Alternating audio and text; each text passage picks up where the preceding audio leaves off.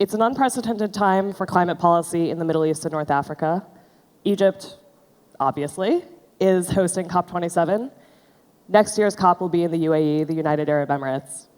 The world will be watching what progress can be made in a region with some of the world's biggest oil and gas producers, which is also troubled by extreme heat, desertification, water shortages, food security problems, and more, all without a free civil society to help identify issues and steer solutions.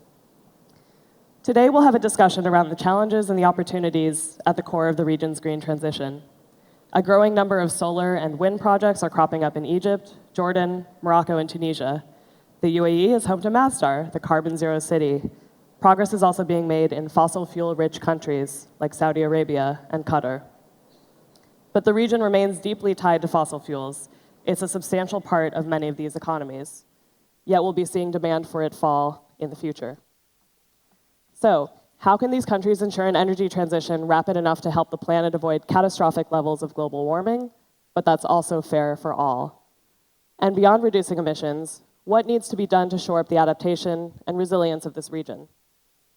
So I'm really looking forward to our panel with leaders and experts from the region, including Mohamed Jameel Ramahi, CEO of Masdar, Dr. Mahmoud Mohieldin, UN climate change high-level champion for COP27 from Egypt, and Dr. Noura Mansouri, research fellow at King Abdullah Petroleum Studies and Research Center. Thank you so much for being here.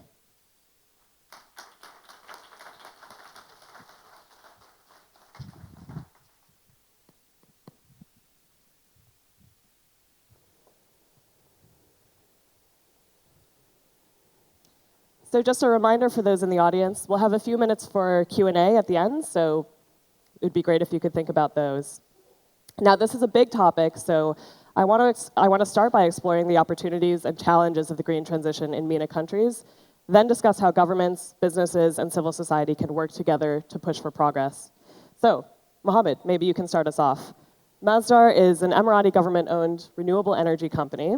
It's one of the fastest growing renewable energy companies in the world, and in fact, it just announced a partnership to build one of the largest wind farms in the world here in Egypt. Can you talk to us about the Middle East's renewable energy potential? It's great to be here. Thank you for hosting us. It's also great to be here in the city of peace, Sharm el-Sheikh. So Masdar was created in 2006 as a company focused on the development, adaptation, acceleration of renewable energy and clean technologies. And over the past 16 years, we managed to develop around 20 gigawatt of renewable energy projects across 40 countries. Within, of course, the region where we are based in Abu Dhabi, in our own city called Masdar City, which is a sustainable community, an urban community that is carbon neutral. Now, this region is blessed with a lot of resources. Fossil fuel is a very important resource that this region has been blessed with. My country is a fossil fuel country. It's a young country. And that blessing that we had created prosperity within our nation and also helped create prosperity in a lot of other nations. But our leadership also believes in the environment. Most importantly, our leadership believes in sustainability.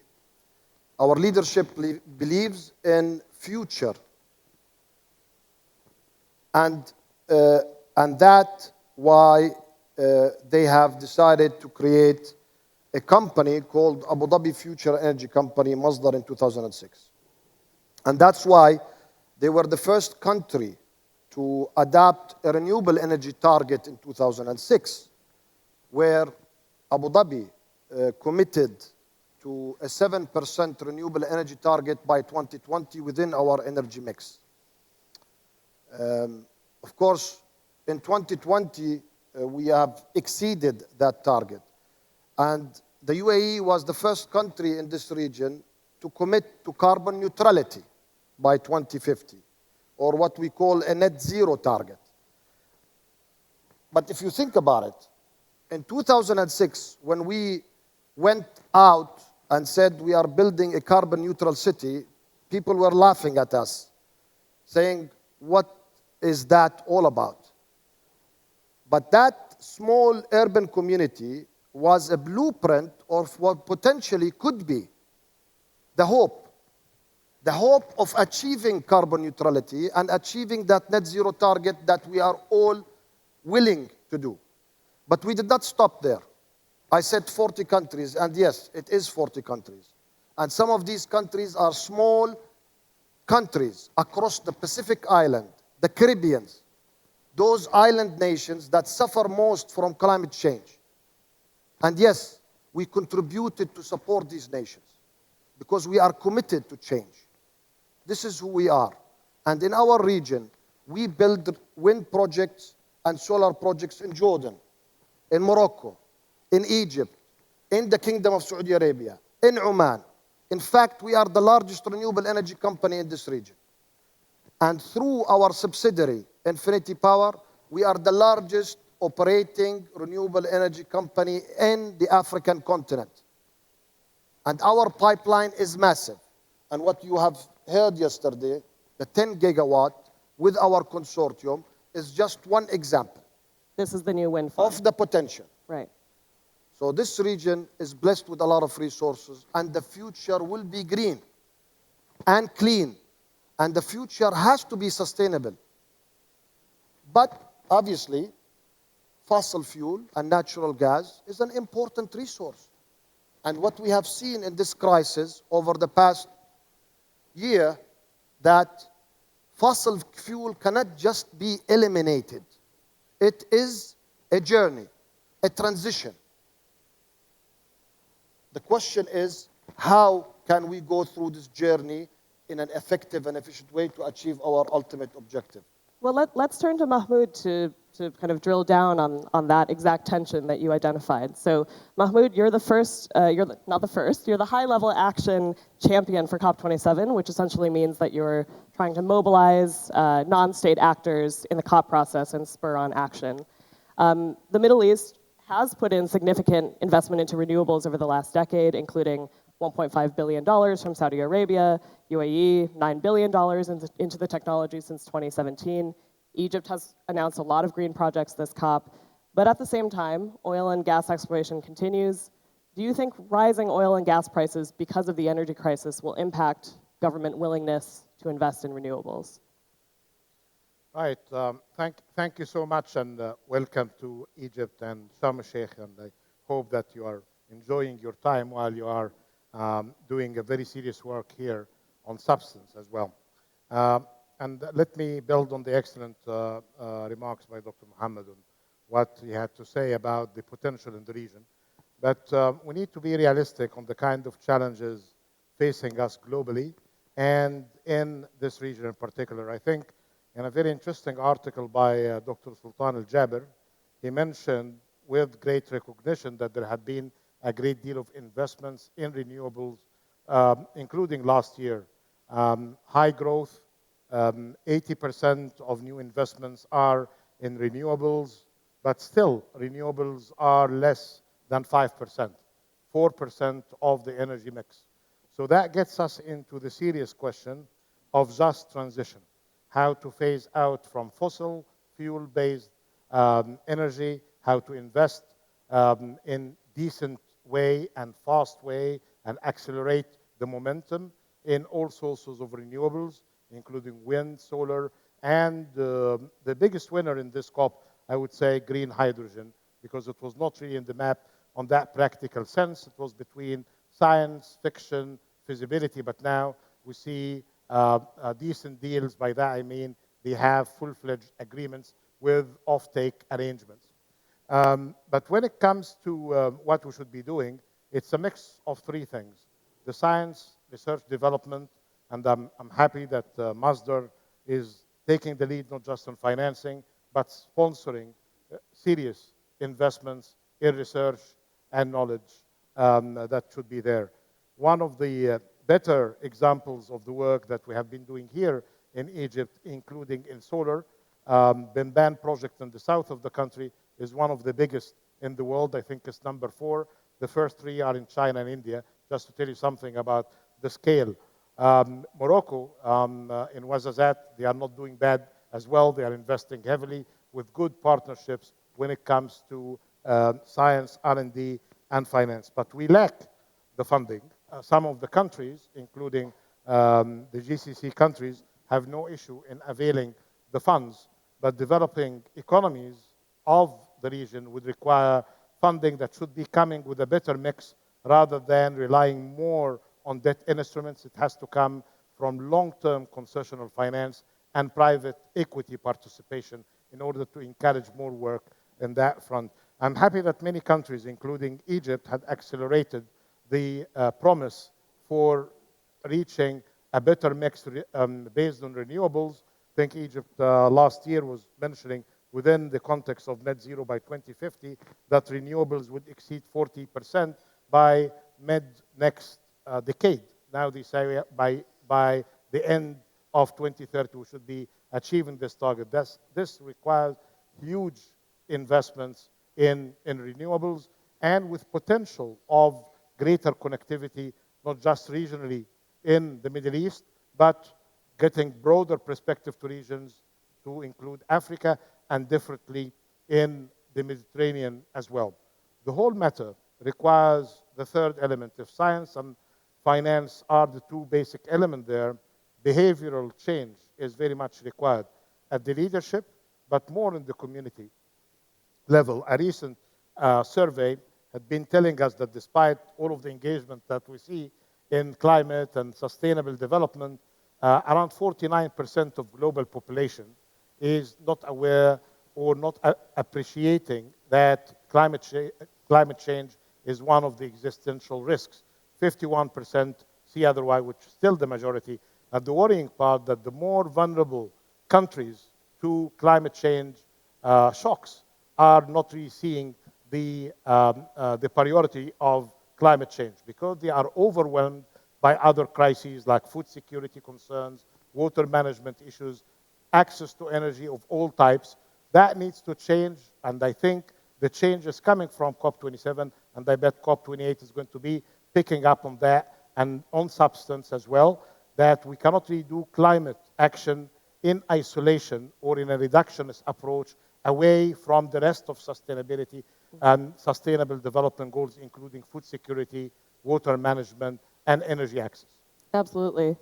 Noura, let's bring you in here. You're a leading researcher in this topic. Just to go back to the original question, the International Energy Agency has said there needs to be no new investment in oil and gas production if we're going to get to net zero by 2050, as you mentioned, and limit global warming to 1.5 degrees. Do you agree with the assessment made by our other 2 speakers about progress in the region and whether we're doing enough? Thank you, Vivian. And let me take a moment here to thank you for having me. It's a pleasure to be here.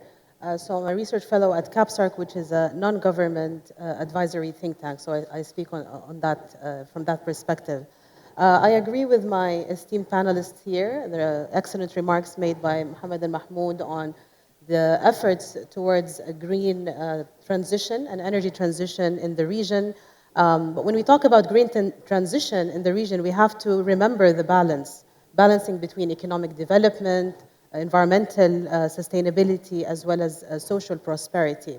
And if anything, the past year since COP26, we sit here 12 months after the pledges were made in COP26, including pledges to phase out and phase down unabated coal, as well as other climate targets. And if anything, we learned from last year is that energy security cannot be taken for granted. It's the importance of having this pragmatic view on climate action and energy transition, being inclusive and having all the options on the table. So we need all the energy options, including renewables, but also nuclear and hydrocarbons more particularly, as well as focus on critical minerals to enable the transition for renewable energy as well as electric vehicles. So a lot has happened since COP26. You know, Saudi Arabia has announced its net zero target by 2060, just before COP26. It has doubled its national determined contributions to 278 million tons of CO2. And of course, there's been a lot of progress on the Saudi Green Initiative, which happens tomorrow. And there's been also a lot of progress on the plan to have 50% renewables by 2030 and 50% gas, as well as the economic diversification efforts that are happening in the country, including the giga projects that we have, hydrogen plans, and other plans. In CAPSARC, we also highlight research on the different energy sources, and this is really the message here. We need to shift the discussion from the energy sources to the emissions, as enshrined in Article 4.1 of the Paris Agreement. So there's been a lot of progress, and it's looking very promising, this green energy transition that is inclusive and pragmatic as well as sustainable. Absolutely. I'm turning back to Dr. Mahmoud because it turns out he needs to leave early. Europe's energy crisis since Russia cut off gas to Europe has European countries and energy companies from the West turning to Egypt and other parts of this region to help. I think a question that's come up in my conversations around this topic has been, who should be held responsible for further fossil fuel exploration? The nations exporting fossil fuels or the countries acquiring it? And do we risk a sort of neo-colonial relationship in which foreign energy companies take most of the expertise, the profits, and the product back north with them, leaving places like Egypt with not much? Right. I think this is coming with a great generous assumption that we are in still at the old arrangements when it comes to relations between nations. You would appreciate that developing economies and emerging markets, including from this region, started to have better institutional capacity, they have better qualified personnel, and they have better engagements when it comes to priorities of nations. Possibilities of exploitation are still there, and I think some opportunistic approaches could be still there, but I think with better competition disclosure, these all could be minimized. What I'm seeing now in this energy scene is the following, that because of the war in the Ukraine, and even before that, because of not managing properly the transition, including in some advanced economies like in Europe, there had been a panic. Even before the Ukraine crisis, we had seen the increase of the energy mix by 90% from March 2021 to September 2021. This was well before the Ukraine crisis. Then the issues here on how to fix that, I think in the short term, we have been seeing some malpractices and going back even to coal, which is not welcomed at all. And then at the same time, there is a bigger investments in alternatives, in renewables. We have seen the announcements, for instance, including from the European Commission, that Europe will never be self-sufficient when it comes to green hydrogen. And that would require partnerships. And here, this is not really about exploiting relations and power. Who has the power here? Some may have the power of money, but again, the countries that have the resources, the opportunities to export energy, has equal power to match. So it's basically about having this kind of decent partnerships applied when it comes to green hydrogen or exporting electricity from green sources.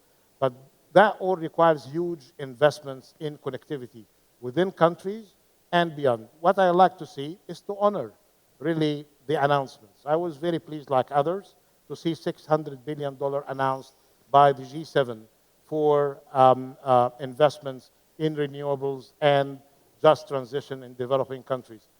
We need to see a few months from now, and then how much would that is going to be really flowing, because we have been seeing promises of funds, including since Copenhagen, of big numbers, but what is delivered in fact and in reality is a fraction of the promise.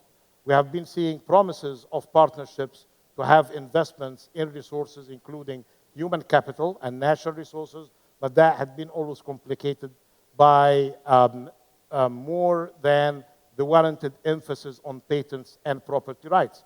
That needs to change. What we need to really to see in all of these channels of improving the energy mix, not just in this region, but beyond, to see science, finance, and this important regulatory changes that could improve the behavioral approaches to energy, all to be much better than what we have today. This COP is about implementation, and all of these matters are being discussed by the negotiators as we speak. And I see it is not just about COP about implementation, but this could be a COP of our last hope to get things back on track. Mm-hmm. Mohamed, this question of implementation brings me back to you, because as someone who works in the private sector, although obviously closely with governments, I want to ask you, what does the private sector need from governments to jump in and deliver on green commitments? So, I mean, you know, governments, regulators are critical, right? They set the policy, they set the strategy, and they set the regulation.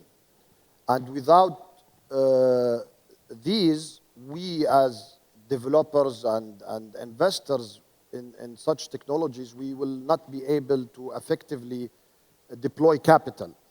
So within the region, I think if we go back when we started our journey in 2006, I mean, we were running in the dark.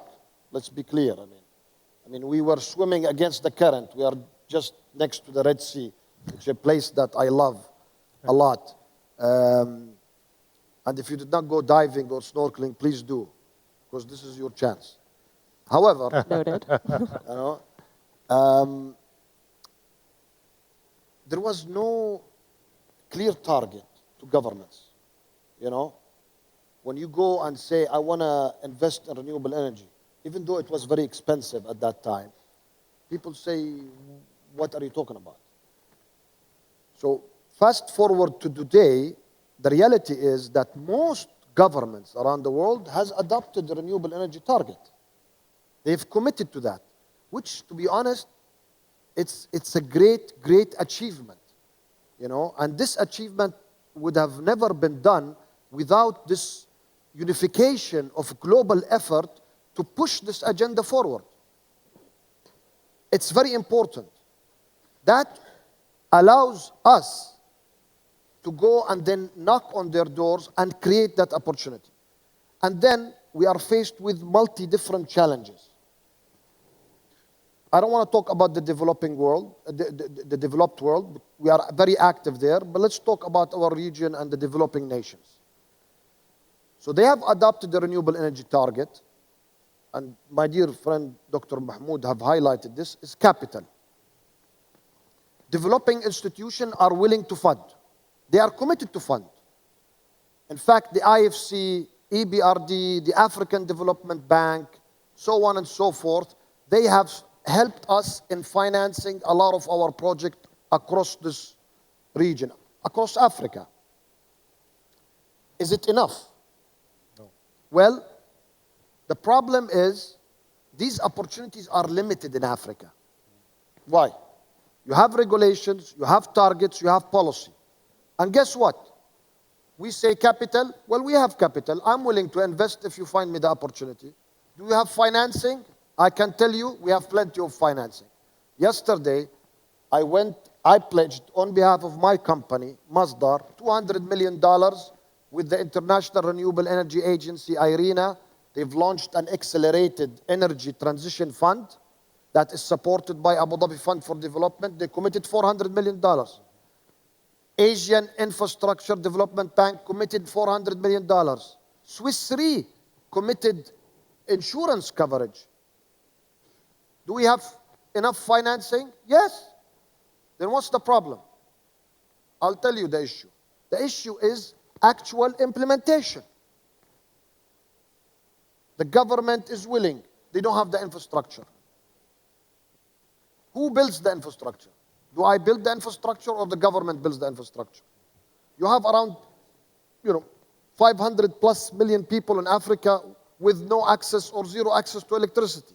Until now. We are not even talking about decarbonization. We are talking about energy access, having the right for electricity. This is what we are talking about. Clean water. Without electricity, you have no economic prosperity. So this resource is important. How do we tap into this? We are working with a lot of institutions. We are helping a lot of governments here in Africa to deploy this capital into the right path. But it is challenging. Execution is challenging. Funding is available, in my opinion. And policy is there. So policy is there. Thank you for that. I just want to turn one more time to Dr. Mohieldin, because he does have to get back to his very high-level and busy job as high-level champion. This is a region where political freedoms are often absent. Civil societies argue time and again it needs to be involved in climate policy in order to be successful and equitable. Egypt has faced a lot of criticism in the lead up to COP for its handling of activists, environmental groups, and environmental research. What voice should citizens have in this region in climate policy?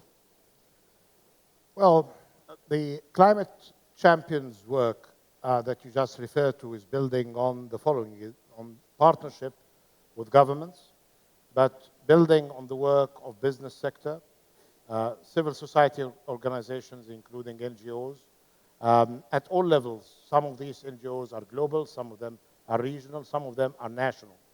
There are issues related to definition when it comes to the type of NGO that is more involved than others in issues related to sustainability and climate. I'm personally for an inclusive approach to get the voices, to get the solutions, because we are not really in a kind of a luxury that can really get us into saying, well, you know this better or less than me. An inclusive approach will be much better. And through this kind of dynamism, I have a very good example in Africa in building pipeline of projects when we saw that the priorities of projects for investments are not coming from government, not even coming from business sector, but basically indicated by civil society organization at the grassroots level, at community level, directing the priorities based on what they see and supported actually by evidence, because many of these NGOs are now supported by good research, by good scientific evidence. So we are much more now able to get the funds required for, not just for energy and energy transition, but for all of the climate action to be supported by this kind of engagement.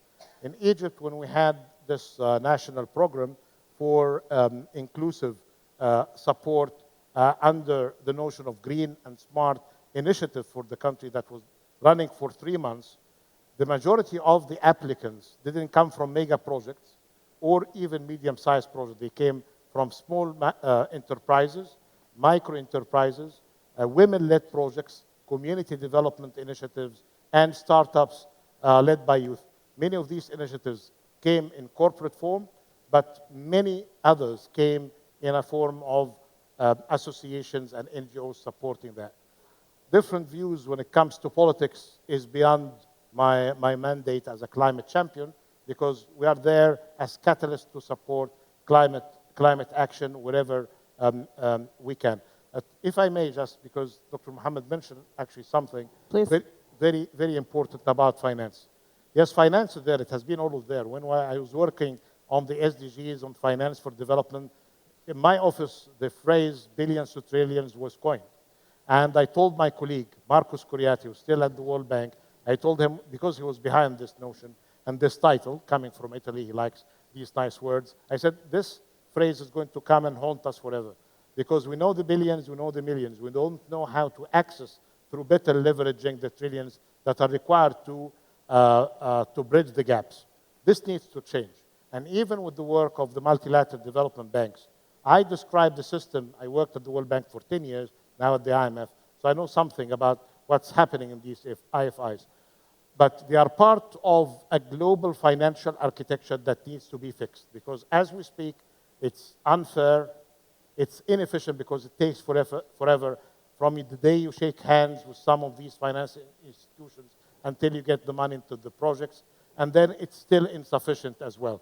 That needs to change through better partnerships and better engagements. And perhaps as we are at it, it's unfair to ask developing economies and emerging markets to fund climate action at costly debt instruments. That's why I said at the very beginning, concessional long-term finance, perhaps you can use either terms because they can give you 7 years grace period, you can pay back in 20 years, and the rate is 1.5 to 2%. That could be much more appreciated when it comes to mitigation. Adaptation should primarily come from grants and more concessional finance. And now, Sharm is giving us 2 tasks. The Sharm Adaptation Agenda, that would require lots of funding, and the infrastructure complementarity approach that Dr. Mohamed mentioned, that is essential for mitigation to happen, would require funding. Now we have a bigger puzzle to solve how we are going to be funding the newly added item on the loss and damage. This will be a bigger debate, compensation, role of insurance companies, and beyond. Yes, and we're all waiting with bated breath to see how the negotiations turn out.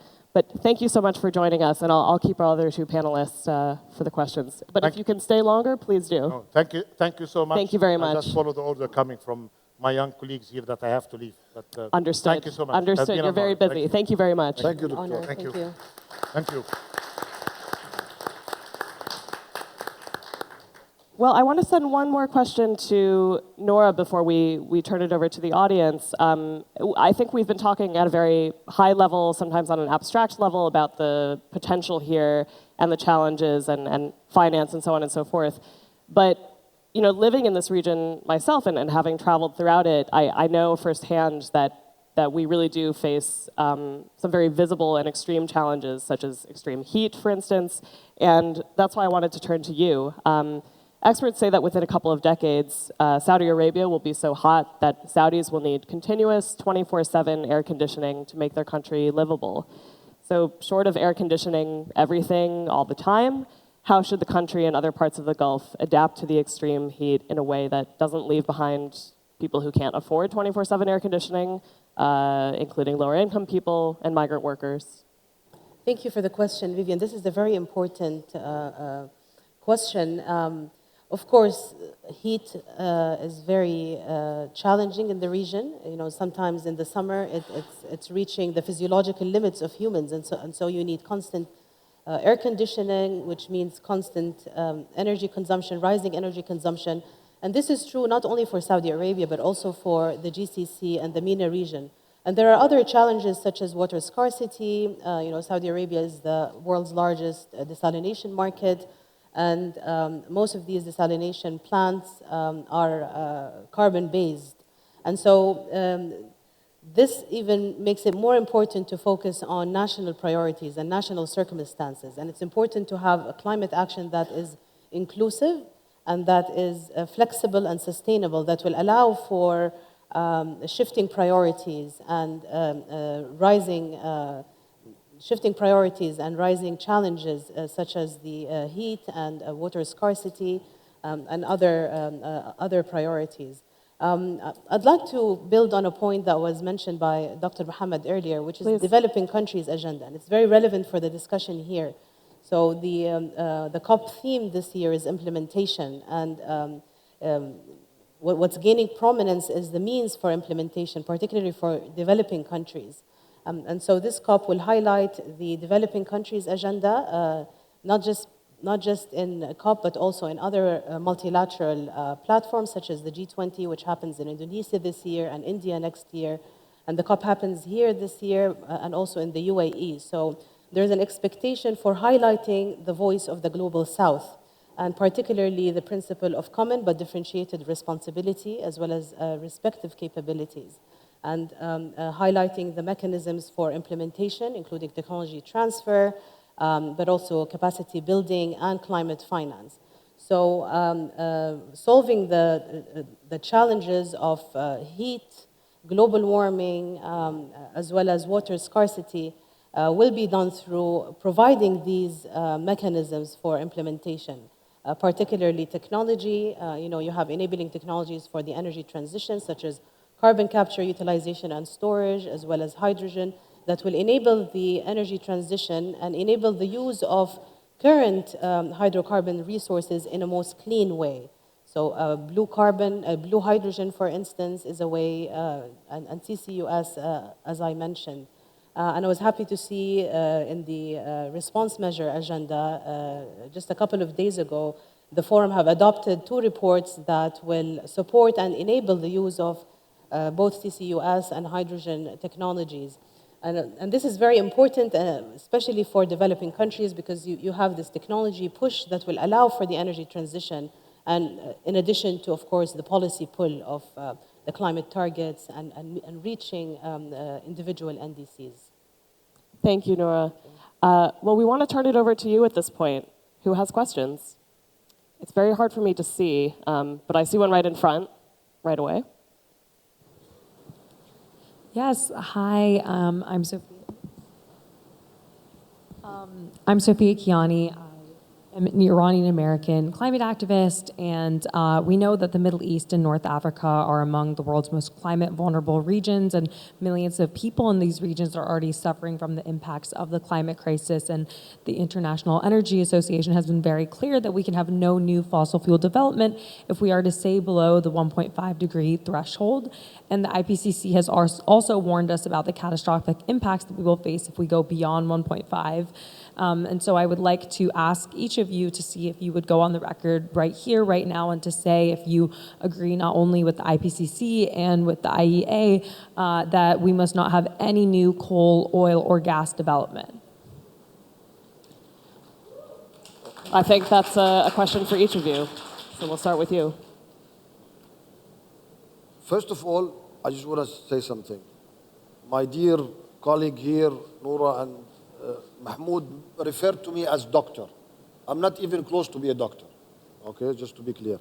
Secondly, to be honest, I could not get the question. She asked each of you if you agreed with international experts that there needs to be no new fossil fuel exploration in order for the world to meet its carbon targets and to limit global warming.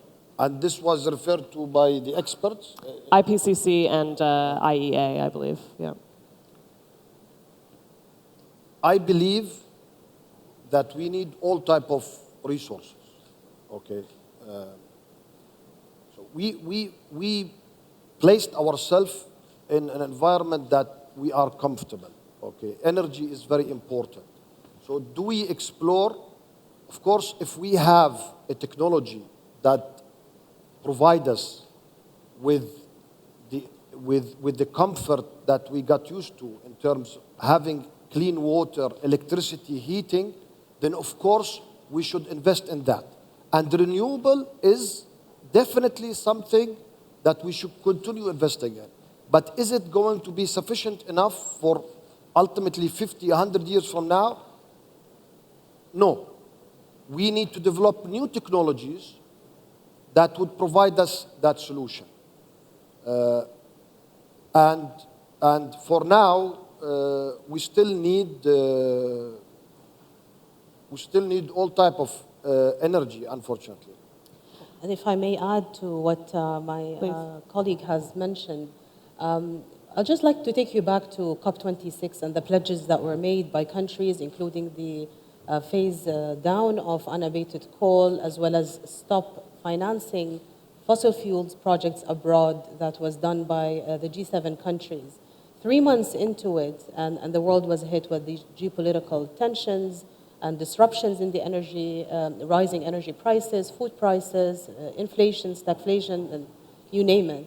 But some of these countries were forced to use coal, as you may know, to replace hydrocarbons imports from Russia. So this is the reality of what we're dealing with here.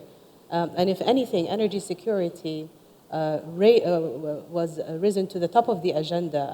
And unfortunately, when that happens, climate change proves to lose salience when countries are faced with an increasing energy security challenge. So I think the message here and the lesson is to have climate action that is resilient, sustainable, inclusive, and most importantly, pragmatic. And so therefore, we need all energy options. We need hydrocarbons, as well as renewables, nuclear, all the energy options.